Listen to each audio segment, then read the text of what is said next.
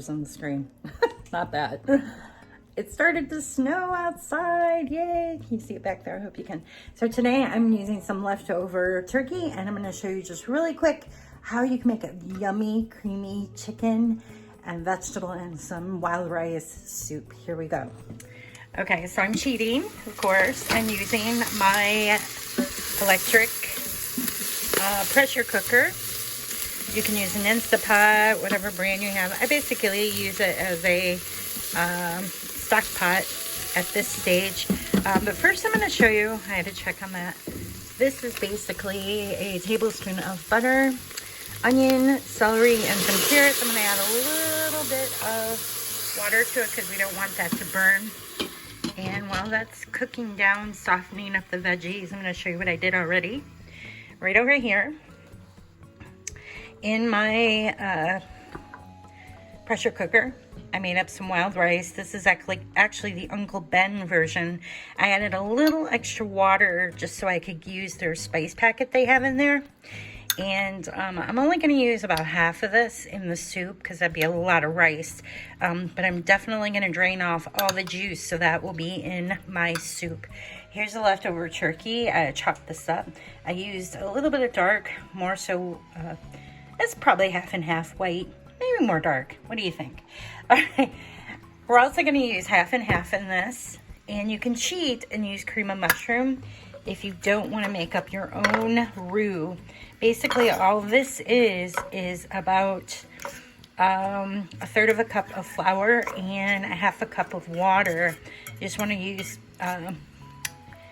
tap warm, cool water, and you blend it till it's nice and creamy. Get all the lumps out of it, because you don't want to add this to the hot soup. If you're going to do the roux version of this, you can also use butter, milk in this as well, but I did water. All right, so it's pretty easy. Back to this. The veggies, you want to make sure they're nice and soft. Look pretty good. There is about a half a cup of carrot, half a cup of celery, and I have a cup of onion, and I see I'm getting really hot down here. So I'm going to add a little more water so it doesn't burn. And basically what I have this set on is there's a saute button on my Instapot. I went ahead and tested one of the carrots and it was super yummy. These are some of those carrots that I grew. Went ahead and added a little bit more water to it just so it's kind of like this. We don't want it to burn before I start adding the other goodies to this soup. Everything's pretty much cooked now. And what you have down in here is kind of like a veggie broth, basically. Only we're going to leave that in there for the soup flavor.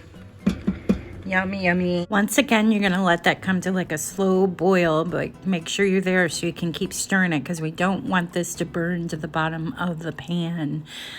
We're going to go ahead and we're going to start adding the other ingredients. The flour's pretty bland, so I'm going to go ahead and add this in just slowly, and I need my other hand so I can stir this. And what that's going to do is thicken up. You're going to want to taste test it and make sure it's got enough seasoning to it. If it needs more, put some, salt and pepper. Don't add the salt and pepper just yet. Remember, we're going to add the rice to it, which actually had a seasoning packet in it, since I used an Uncle Ben's wild rice mix. And may not need to add salt. Mine tastes pretty good. I'm actually not going to add salt. Now we're going to go ahead and start adding the chunks of oven roasted turkey leftovers to this real slow. Just basically stir it in carefully.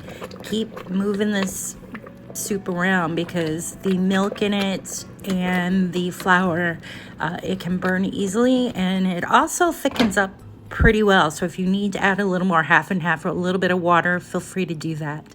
And here it is. Once we've added the rice and the turkey and the veggies, it smells amazing.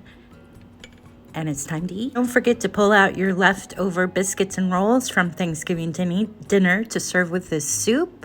And you can find all the details and the exact recipe on my website today at brenhaas.com. I hope to see you there.